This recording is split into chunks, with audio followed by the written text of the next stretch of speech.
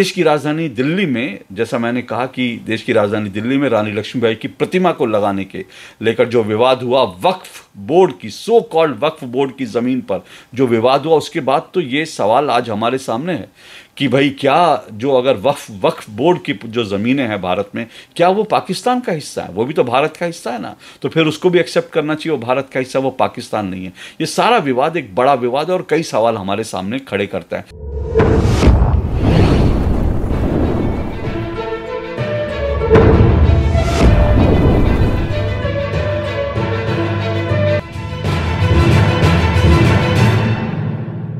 पिछले हफ्ते कर्नाटक हाईकोर्ट के एक जज का वीडियो वायरल हो गया था। इस वायरल वीडियो में जज साहब बेंगलुरु के मुस्लिम बहुल इलाकों को पाकिस्तान कहते हुए दिख रहे थे।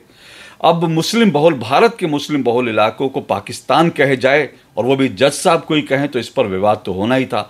जैसे ही ये वीडियो सोशल मीडिया पर वायरल हुआ, लोगों ने इसको लेकर तमाम तरह की प्रतिक्रियाएं दी। कई लोगों ने जज साहब को कहा कि जज साहब ने बड़ा साहस का काम किया और जज साहब ने जो सच था वो बोल दिया।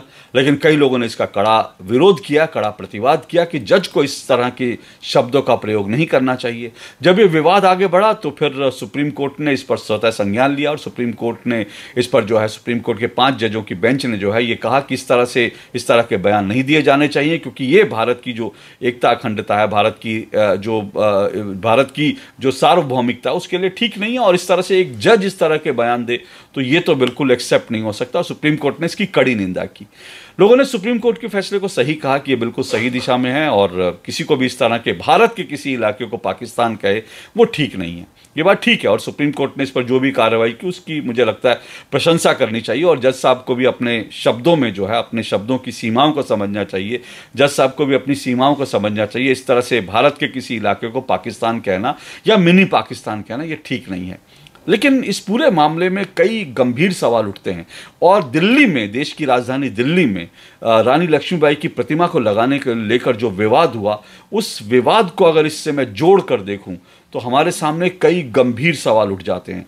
बिल्कुल भारत का कोई हिस्सा पाकिस्तान नहीं हो सकता। पाकिस्तान तो बन चुका, भारत का जितना हिस्सा पाकिस्तान को ले जाना था वो जिन्ना ले गया, लेकिन अब भारत का कोई हिस्सा पाकिस्तान नहीं हो सकता। लेकिन देश की राजधानी दिल्ली में, जैसा मैंने कहा कि देश की राजधानी दिल्ली में रानी लक्ष्मीबाई की प्रतिमा को लगाने के लेकर जो विवाद हुआ, वक्फ बोर्ड की, सो कॉल्ड वक्फ बोर्ड की जमीन पर जो विवाद हुआ, उसके बाद तो ये सवाल आज हमारे सामने है कि भाई क्या जो अगर वक्फ बोर्ड की जो ज़मीनें हैं भारत में, क्या वो पाकिस्तान का हिस्सा है? वो भी तो भारत का हिस्सा है ना, तो फिर उसको भी एक्सेप्ट करना चाहिए। वो भारत का हिस्सा, वो पाकिस्तान नहीं है। ये सारा विवाद एक बड़ा विवाद है और कई सवाल हमारे सामने खड़े करता है।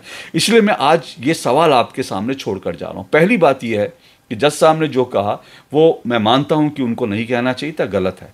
लेकिन हम आम तौर पर देखते हैं कि भारत के जो मुस्लिम बहुल इलाके, मैं आम तौर पर कह रहा हूं, होता क्या है कि आम बोलचाल में आम तौर पर जो है, भारत में भी लोग इस तरह से मुस्लिम बहुल इलाके जो होते हैं जहां पर कट्टरपंथी मुस्लिम बड़ी तादाद में रहते हैं, वहां पर आम बोलचाल में लोग कह देते हैं ये पाकिस्तान है, ये तो पाकिस्तान हो गया, मिनी पाकिस्तान हो गया।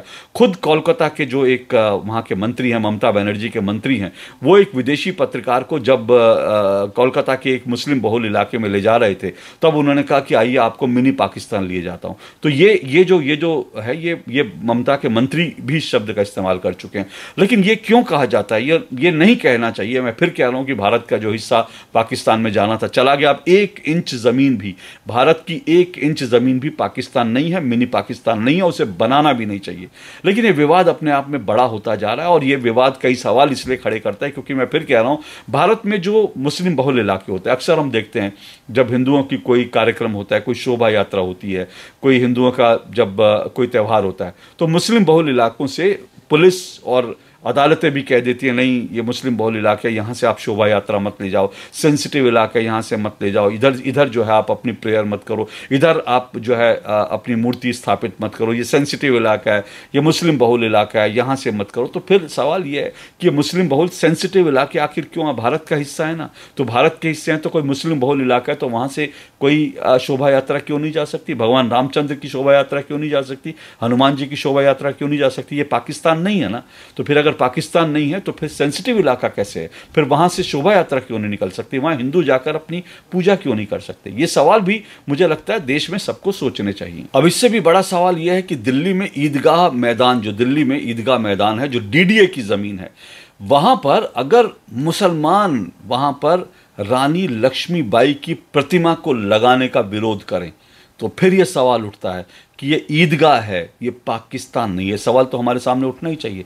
आखिर झांसी की रानी कौन है? भारत की स्वतंत्रता सेनानी है, खूब लड़ी मर्दानी वो तो झांसी वाली रानी थी, बूंदेलो हर बोलो के मुंह हमने सुनी कहानी थी। बचपन से हम झांसी की रानी लक्ष्मीबाई के जो हैं ये किस्से सुनते रहे, किस तरह से उन्होंने भारत को 1857 में ही, जब अंग्रेज जब हुकूमत थी यहाँ पर, अंग्रेज जब भारत पर कब्जा कर रहे थे, किस तरह से झांसी की रानी लक्ष्मीबाई ने अंग्रेजों के खिलाफ जो है तलवार उठा ली थी और अपने छोटे से बच्चे को लेकर वो लड़ते लड़ते कैसे शहीद हुई थी। उनकी शहादत, उनकी वीर गति को प्राप्त होने की, उनकी वीरता के किस्से आज भी बच्चा बच्चा उनकी वीरता के किस्से की बात करता है। वो किसके लिए लड़ी थी? वो किसी हिंदुओं के लिए नहीं लड़ी थी, वो मुसलमानों के लिए नहीं लड़ी थी, वो भारत के लिए लड़ी थी, भारत की आज़ादी के लिए लड़ी थी। अब हुआ ये कि दिल्ली में एक जगह है जिसको ईदगाह मैदान कहते हैं। अब ये ईदगाह मैदान जरूर है लेकिन ये डीडीए की ज़मीन है, ज़मीन डीडीए की है लेकिन ईदगाह मैदान कहते हैं। अब इस ईदगाह मैदान में दरअसल रानी लक्ष्मीबाई की प्रतिमा लगाने की बात आई और इसको लेकर दिल्ली सरकार ने पहले पीडब्ल्यूडी को कहा, पीडब्ल्यूडी ने एमसीडी से कहा कि रानी लक्ष्मीबाई की प्रतिमा लगानी है तो इसके लिए कोई जगह मुकर्रर कीजिए। अब जो एमसीडी है, एमसीडी ने इसके लिए जगह जो है ईदगाह को तलाशा। एक बड़ा मैदान है, करीब करीब 13,000 वर्ग मीटर का जो बड़ा मैदान है, उस मैदान के अंदर यह तय हुआ कि रानी लक्ष्मीबाई की प्रतिमा लगाई जाएगी। अब ये रानी लक्ष्मीबाई की प्रतिमा लगाने के लिए जब आया तो वक्फ बोर्ड आ गया अचानक से।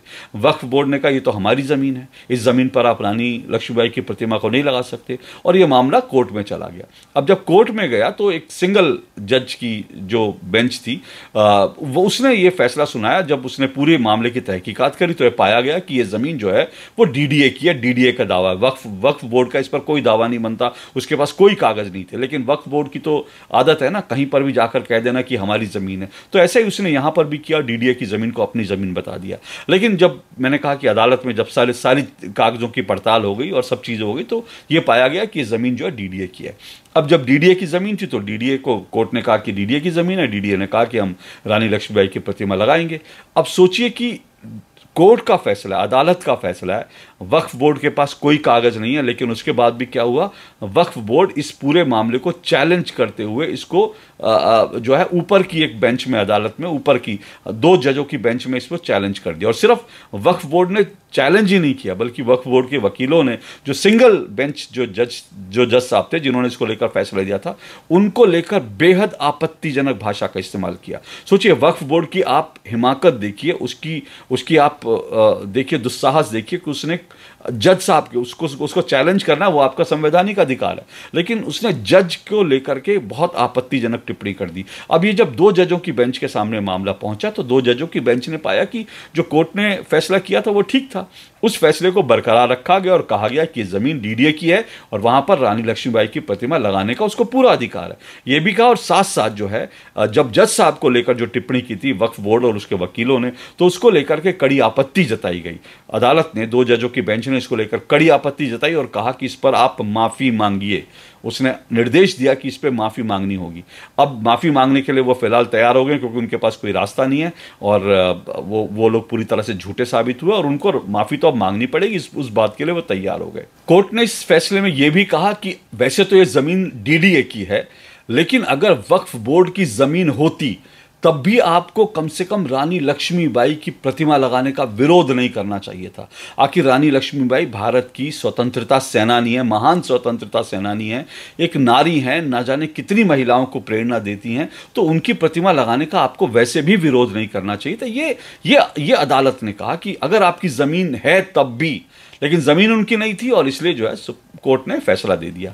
अब सोचिए कि 2 अदालतों के फैसले के बाद जब वहाँ पर डीडीए की तरफ से वहाँ पर खुदाई शुरू हुई और उसके बाद प्रतिमा लगाने का काम शुरू हुआ तो अचानक से जो है मुस्लिम महिलाओं की भीड़ वहाँ जमा हो जाती है। मुस्लिम जो पुरुष हैं वो भी आ जाते हैं, बड़ी तादाद में लोग पहुँच जाते हैं और वो वहाँ पहुँचकर विरोध करने लगते हैं कि नहीं, यहाँ तो प्रतिमा नहीं लगाई जा सकती, ये ईदगाह की ज़मीन है। आप सोचिए अदालत में साबित हो गया कि ईदगाह जो मैदान है वो मुसलमानों की वक्फ बोर्ड की ज़मीन नहीं है, डीडीए की ज़मीन है।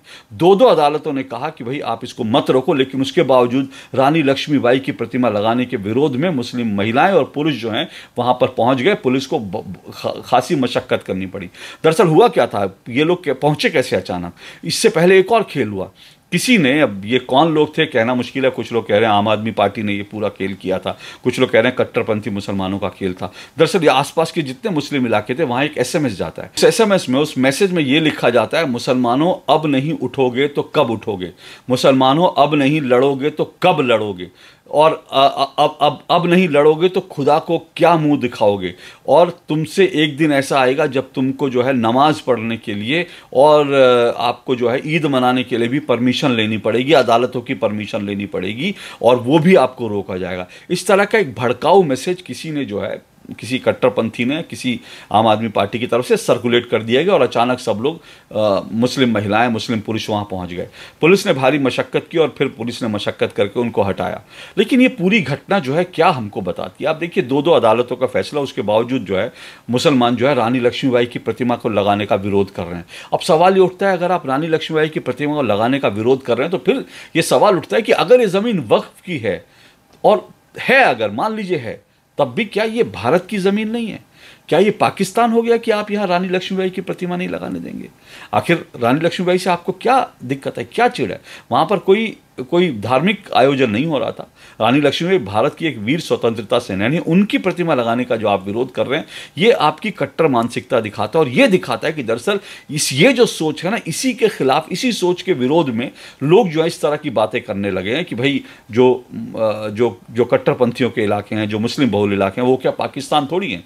लोग इस तरह की बातें इसीलिए करने लगे। और इसलिए मैं कह रहा हूँ, वक्फ बोर्ड की अगर ज़मीन होती तब भी वो पाकिस्तान नहीं है कि वहाँ रानी लक्ष्मीबाई की प्रतिमा नहीं लगाने दी जा सकती। इसी तरह से कर्नाटक में एक और मामला हुआ था। आपको मालूम है, कर्नाटक में जो है ईदगाह एक और मैदान था, वो भी वक्फ ने वहाँ पर जो है हर साल गणेश जी की जो है गणेश पूजन होता था। गणेश पूजन के लिए वहाँ पे परमिशन मांगी, तो उन्होंने जो है वक्फ ने मना कर दिया, कहा कि हमारी ज़मीन है, और सेंसिटिव मामला मानते हुए वहाँ पर उनकी पूजा नहीं होने दी। कि इस तरह से कैसे हो सकता है? इसी जबकि वक्फ बोर्ड जो है ज़मीनों पर कब्जे करता है, इसका सबसे बड़ा सबूत जो है वो इलाहाबाद का अल्फ्रेड मैदान है। ये अल्फ्रेड मैदान वही है जहाँ पर चंद्रशेखर आज़ाद, भारत के एक और महान स्वतंत्रता सेनानी चंद्रशेखर आज़ाद जो है वो अंग्रेज़ों से लड़ते हुए वो वीर गति को प्राप्त हुए थे। और उसी मैदान में उन्होंने जब देखा था कि वो उनके पास एक गोली बची, और उन्होंने कसम खाई थी कि वो जिंदा अंग्रेज़ों के हाथों नहीं आएंगे, और उसके बाद चंद्रशेखर आज़ाद ने उस अपनी बंदूक से खुद को गोली मार ली थी, और वो वीर गति को प्राप्त हो गए थे।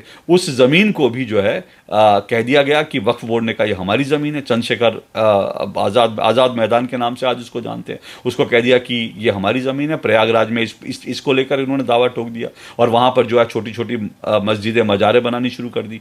कोर्ट ने फिर वहाँ पर इंटरवीन किया। तो मेरा जो सवाल है वो ये है कि बिल्कुल सुप्रीम कोर्ट ने सही किया।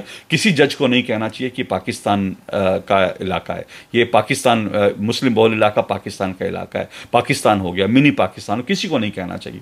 लेकिन इनको पाकिस्तान, मिनी पाकिस्तान बनने से रोकने के लिए कुछ कदम उठाइए। सिर्फ जवानी जमा खर्च करने से नहीं होगा कुछ। वक्फ की ज़मीनें भी जो है वो पाकिस्तान नहीं है, वो पाकिस्तान का हिस्सा नहीं है, भारत में है, भारत की ज़मीनें हैं, ये मत भूलिए। ये कोई जो है मुग़ल जो है अपने साथ जो है अरब देशों से या कहीं और से जो लेकर नहीं आए थे, तुर्क से या ईरान से लेकर नहीं आए थे, भारत की ज़मीनें हैं। तो ये वक्फ बोर्ड की अगर ज़मीन है तब भी आप कैसे इसका विरोध कर सकते हैं? और एक चीज़ और बता दूं मैं, अब ये भी आपको बता दूं कि जब कभी वक्फ के ऊपर जब कभी डिबेट होती है, चर्चा होती है, तो फिर जो है अश्विनी उपाध्याय, जिन्होंने इसको लेकर वक्फ बोर्ड को लेकर जिन्होंने सुप्रीम कोर्ट में याचिका दायर किया, वो अक्सर कहते हैं कि जितनी ज़मीन भारत में वक्फ बोर्ड के पास है, अगर वो ज़मीन देखें तो वो उतनी ज़मीन है जितनी करीब जितनी आज पाकिस्तान है। तो आप सोचिए कि अगर वक्फ बोर्ड पर, वक्फ की ज़मीनों पर अगर वो कहेंगे कि पूजा नहीं हो सकती, अगर वो कहेंगे कि यहाँ पर रानी लक्ष्मीबाई की प्रतिमा नहीं लग सकती, अगर वहाँ पे कुछ नहीं हो सकता, तो फिर सवाल यह है कि भारत के अंदर क्या हमने एक और मिनी पाकिस्तान खड़ा कर दिया है क्या, कि वहाँ कुछ नहीं हो सकता? इसीलिए मैं कह रहा हूँ वक्फ को जो कानून है उसमें संशोधन ज़रूरी है, और वक्फ के पास जितनी ज़मीनें हैं उसका जो है उसको लेकर उसका सर्वे ज़रूरी है। देखना चाहिए कितनी ज़मीनें इनकी हैं और कितनी ज़मीनों पर अवैध कब्जा कर रखा है। आज के लिए इतना ही। नमस्कार।